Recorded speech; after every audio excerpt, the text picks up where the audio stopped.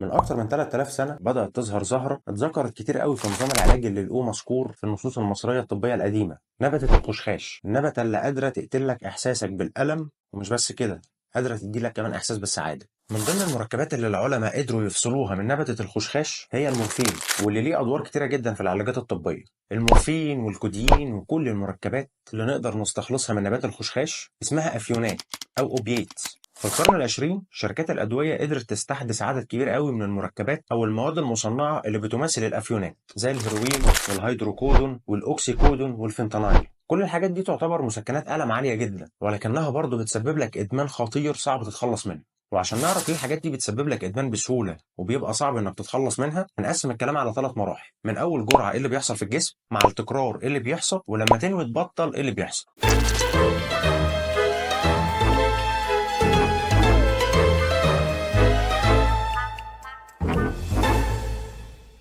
كل مركب من دول ليه طريقة عمل بتختلف عن غيره شوية، ولكن كلهم مشتركين في حاجة واحدة، وهم إن كلهم بيرتبطوا بنفس المستقبلات الأفيونية اللي في الدماغ. أنت لما بتيجي تتلسع أو تتخبط أو تتعرض لأي تريجر أو أي مؤثر بيسبب لك ألم، دماغك لوحدها بتفرز حاجة اسمها اندروفينز أو اندروفينات. الاندروفينات دي بترتبط بالمستقبلات الأفيونية اللي في دماغك، وبالتالي بتقلل إحساسك بالألم.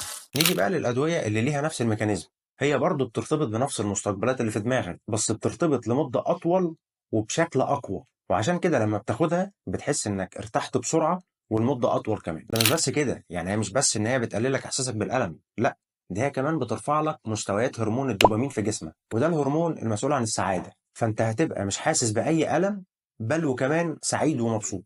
طب خد عندك دي كمان، في نفس الوقت اللي هرمون الدوبامين فيه بيعلى في جسمك، فيه هرمون تاني بيتخفز بيه الأرض. الهرمون ده اسمه نور ادرينالين. طب هتيجي تسالني تقول لي ايه المشكله؟ المهم السعاده، المهم هرمون الدوبامين يا عم. هقول لك لا، لان هرمون النور ادرينالين ده هرمون مهم جدا، لان ده هرمون بيأثر على عمليات حيويه قوي في جسمك، زي التنفس، زي الهضم، زي ضغط الدم، زي حاله اليقظه عموما اللي انت بتبقى فيها. وعشان كده في حالات الاوفر دوز ممكن الانسان فعلا يموت، لان ده بدوره بيقلل معدل ضربات القلب والتنفس لمستويات خطيره. المشكله بقى مع التكرار ان الجسم بيتعود على المواد اللي انت بتدخلها له من بره، والمستقبلات اللي في دماغك بتبقى اقل استجابه للاندروفينز اللي جسمك بيفرزها. ومع الوقت الموضوع بيبقى بالنسبه لها زي البونبوني، هي مش عايزه اللي انت بتفرزه لها من جوه، هي عايزه اللي انت بتجيبه لها من بره. وفي نفس الوقت كمان انت اتعودت على مستويات عاليه من الدوبامين، وبالتالي هتلاقي نفسك من غير ما تحس بتزود الجرعه بتاعتك كل شويه. نيجي بقى لثالث مرحله، وهي بعد ما بقيت مدمن خلاص قد الدنيا، مستويات النور ادرينالين في جسمك بقت قليله جدا. ولان الجسم ذكي، حتى لو صاحبه غبي هيحاول يبالانس الموضوع ده، او هيحاول يعمل توازن ما بين الموضوع ده عن طريق ان هو هيزود المستقبلات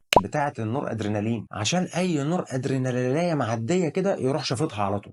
وبالتالي مع الوقت جسمك بيبقى حساس جدا للنور ادرينالين. نيجي بقى ربنا يهديك وتحاول تبطل، فهتيجي النهارده مش هتاخد جرعتك، هيروح البالانس او التوازن اللي جسمك عمله هيختل. النور ادرينالين بقى ماشي في جسمك، مفيش حاجه تمنعه بقى. بس خلي بالك انت عندك مستقبلات اكتر من اللازم للنور ادرينالين. من هنا تيجي بقى اعراض الانسحاب، اللي منها وجع العضلات والام المعده والترجيع والحمى، واعراض تانية كتير بتبقى سخيفه جدا، لدرجه ساعتها ان المدمن بيبقى عايز يرجع لجرعته، بس مش عشان احساس السعاده اللي كان بيجيله، لا، ده عشان يتغلب على الاعراض اللي عنده دلوقتي وكانه بيعالج نفسه. واللي بالمناسبه لو رجع ساعتها لنفس الكميه اللي كان بيضربها قبل كده هتبقى اوفر دوز بالنسبه له خطيره، لان وقتها الجرعه اللي كان بياخدها كانت مناسبه لجسمه، لكن دلوقتي هتبقى ازيد من احتياجه. تخيل ان كل ده ممكن يبتدي بقرص او جرعه او حقنه تجربها، والاحساس اللي هيتنقل لك ساعتها هيعجبك وفضولك يدفعك انك تجرب اكتر. طب بيعملوا ايه بقى في حالات الاوفر دوز او عشان يعكسوا التاثير بتاع المركبات دي؟ في مركب اسمه نالوكزون. المركب ده بيرتبط بالمستقبلات الافيونيه اللي في دماغك، بس مش بينشطها، بل وكمان بيشيل اي حاجه من المستقبلات